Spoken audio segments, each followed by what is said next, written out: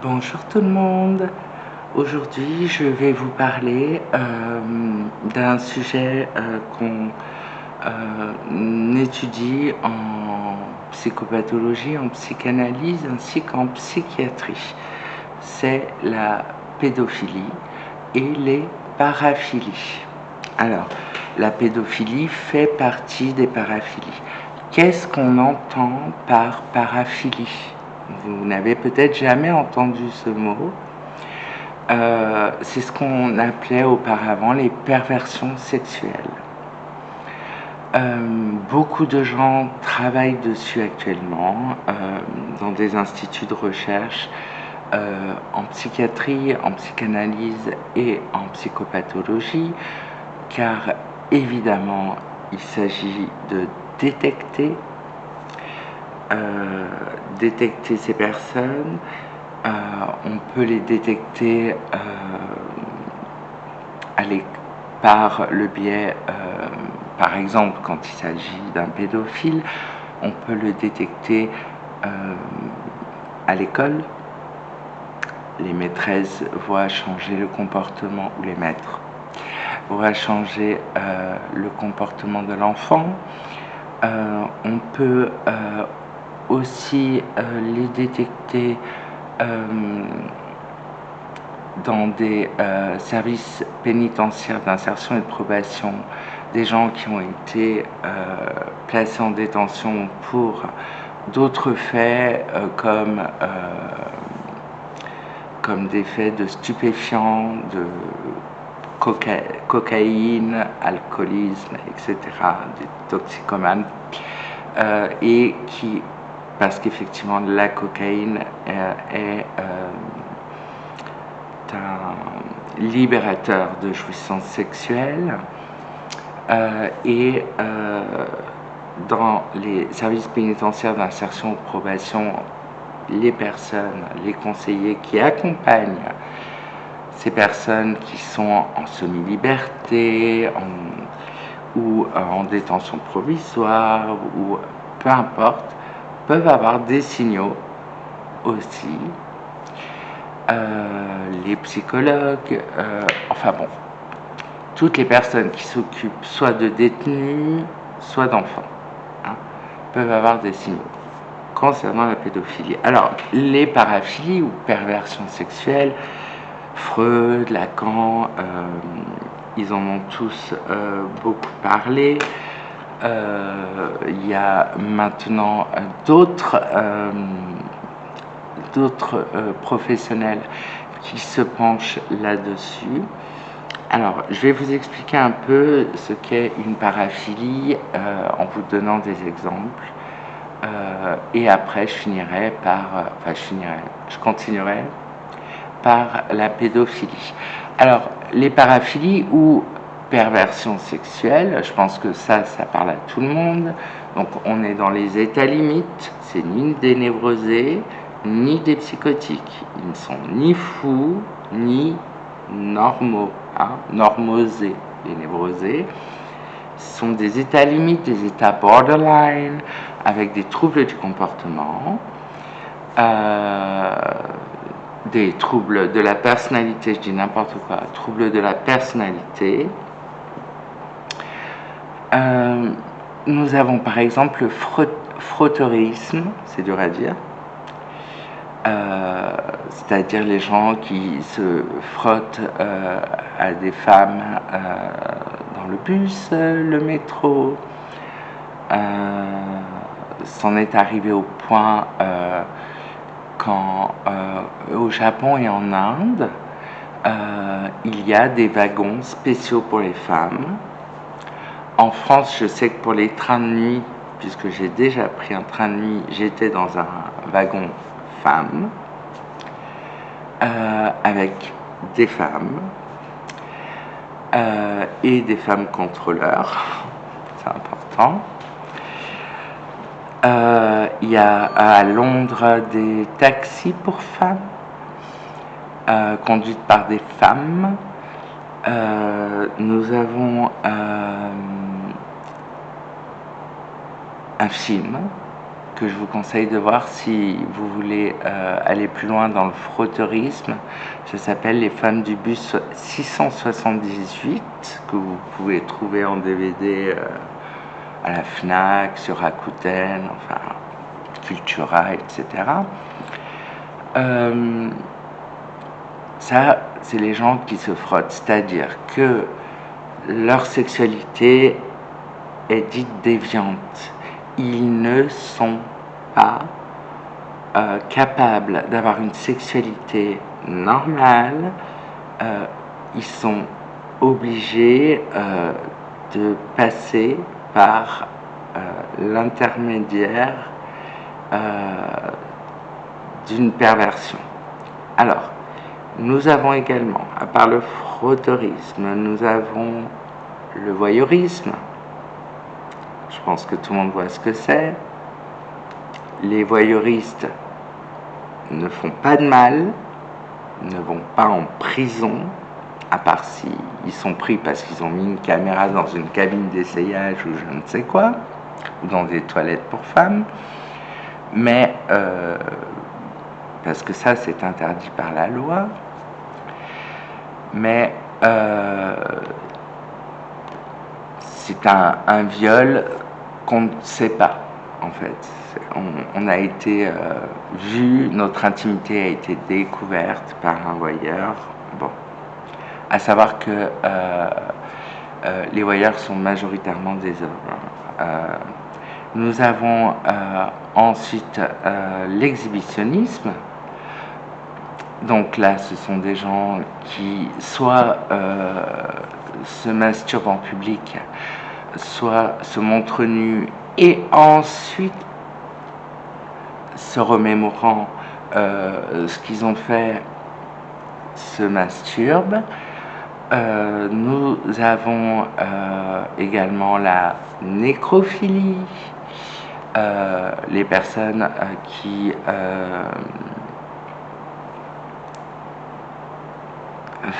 j'ai du mal à le dire, qui font des choses avec des cadavres. Nous avons la zoophilie avec les animaux, ça c'est vieux comme le monde aussi. Nous avons, alors plus léger, puisqu'ils font mal à personne, le fétichisme, et puis les sadomaso. Alors, quand c'est consenti, le sadomasochisme, que ce soit du côté du sadique ou du côté du masochiste,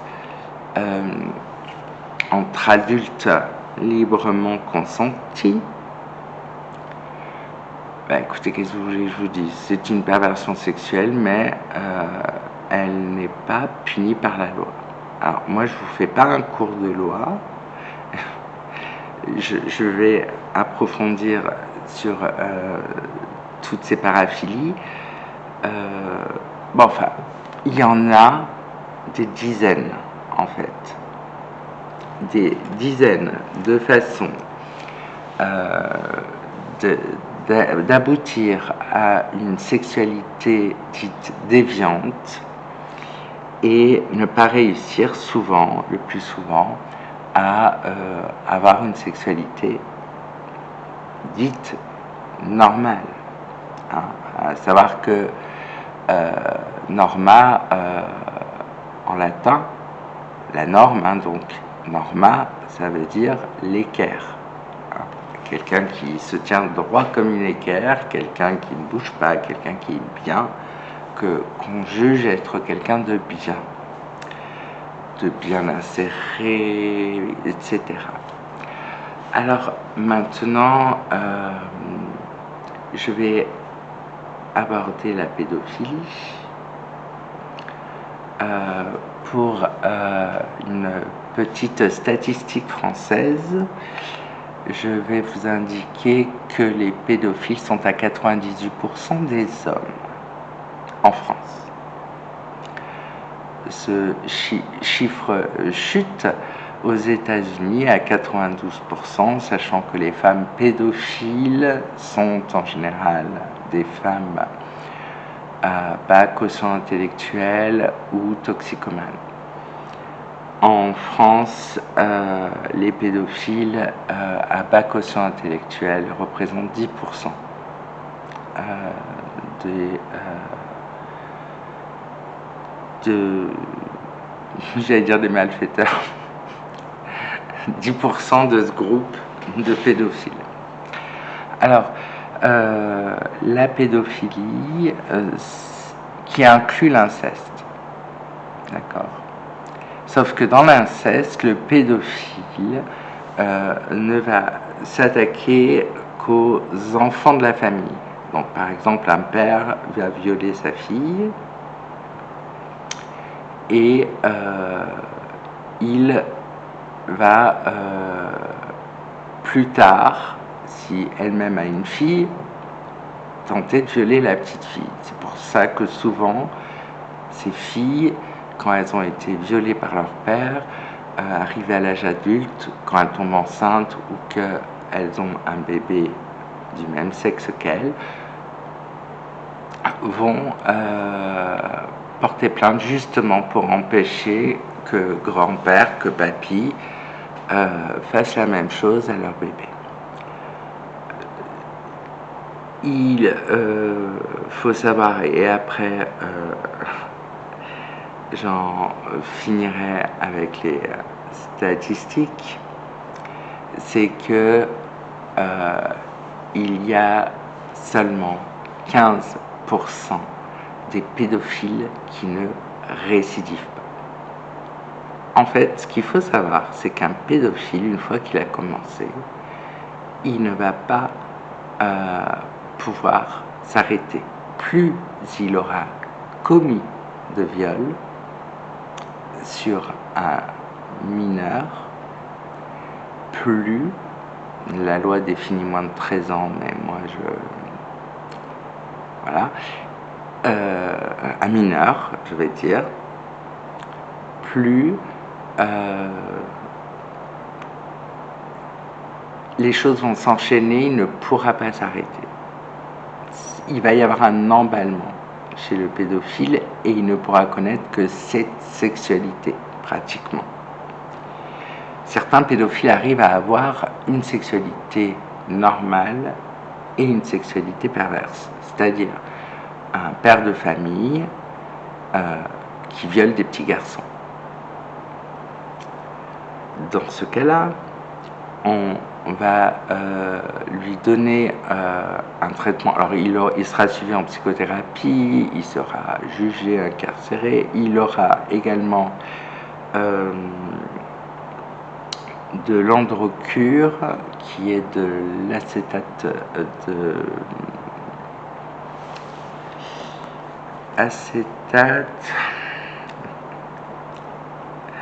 attendez, androcure.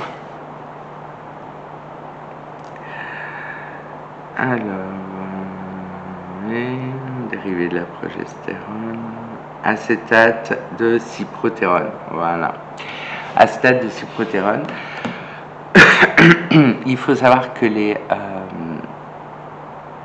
la question s'est largement posée dans la communauté scientifique, à savoir, est-ce que les pédophiles, alors là je parle en dehors de tout ce qui est psychanalyse, psychiatrie, tout ça, est-ce que les pédophiles ont un trouble neurologique? Alors effectivement, il semblerait que des anomalies du lobe orbitofrontal, hein,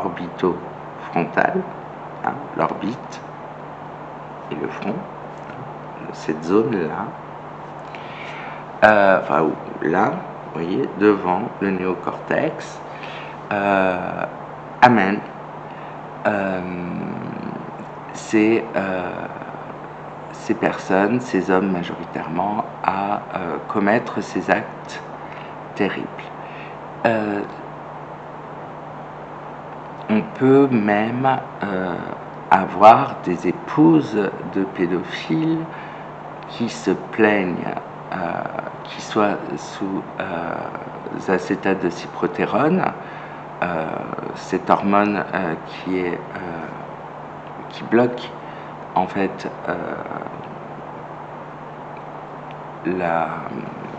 je ne sais plus comment on dit en français, là, quand le pénis se redresse, pour le dire gentiment, qui le rend impuissant, voilà. Qui le rend impuissant, se plaignent parce qu'elles ne peuvent plus avoir de sexualité avec leur époux, ignorant que, étant dans le déni plutôt, que leur époux est un dangereux prédateur. Quant à eux, est-ce que, à votre avis, les pédophiles nient leurs actes pédophiles? Eh bien, écoutez, 85% d'entre eux ne le nient pas. Quand on leur dit, voilà, on sait que vous êtes pédophile, ils ne le nient pas. Mais ils ne vont pas dire, ils vont dire, oui, c'est vrai, j'ai fait ça, mais il va y avoir une espèce de dénégation, de renversement, où ils vont pointer du doigt l'enfant. C'est l'enfant qui en avait envie. Le petit garçon, il en avait envie, puisque au moment de la sodomie, il s'est retourné. Vous voyez, ce genre de choses atroces. Mais les faits ne sont pas niés. Les intentions sont-elles reniées?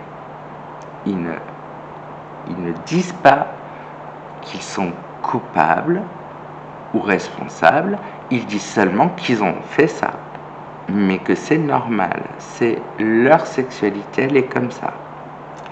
Un psychiatre français très connu, qui vit toujours, qui écrit toujours des livres, avait dit, et moi ça me reste là, avait dit que les pédophiles avaient une sexualité maudite. Non, les pédophiles n'ont pas une sexualité maudite. Ça voudrait dire, une fois de plus, que c'est pas de leur faute. Mais alors, si c'est pas de leur faute, c'est la faute à qui? Maudite, ils ont subi une malédiction, on leur a jeté un sort. C'est quoi ces mots d'un psychiatre? Non. Moi, je vous le dis. Il faut rentrer en guerre. Sérieux, quoi. Je rigole, mais c'est pas drôle. Il faut rentrer en guerre. On peut pas entendre ça de nos jours. Avec tous les dégâts, les dommages psychiques que ça provoque chez l'enfant. Donc, que les pédophiles préfèrent les enfants, sachez qu'il y a des pédophiles qui ne passeront jamais à l'acte. Tout, ça c'est les états limites, tout comme les psychopathes. Il y a des psychopathes qui ne passeront jamais à l'acte, qui ne vont jamais tuer, agresser, violer. Chez les pédophiles, c'est pareil. Il y en a qui vont se contenter de regarder des photos, et ce qui leur permettra de maintenir leur fantasme actif, de vivre leur sexualité parallèle, mais sans toucher à un enfant. Bon, là, il n'y a rien de répréhensible dans le fait qu'un homme qui voit un enfant dans la rue et qu'après il y repense et il se masturbe, on ne peut rien faire contre lui. Il n'a pas commis de délit. Mais il est quand même pédophile. Voilà. Donc, j'espère que cette vidéo ne vous a pas trop alourdi. Moi, elle m'a alourdi. Je devais la faire il y a quelques jours. J'ai retardé le moment parce que c'est très dur de parler de pédophilie. Excusez-moi, j'ai avalé de travers. C'est très dur de parler de pédophilie avec toutes les conséquences que ça engendre sur les enfants. Et je vous souhaite malgré tout un bon dimanche. Vous savez qu'il y a le 119. Si jamais vous connaissez quelqu'un qui a ce genre de problème. Et je vous embrasse. Je vous dis à la semaine prochaine. Jeudi, vidéo make-up. Vidéo Saint-Valentin. Vous voyez, on finit bien. Et dimanche prochain, peut-être le normal et le pathologique. Parce que celle-là, je vais finir par la faire. Allez, à bientôt. Au revoir.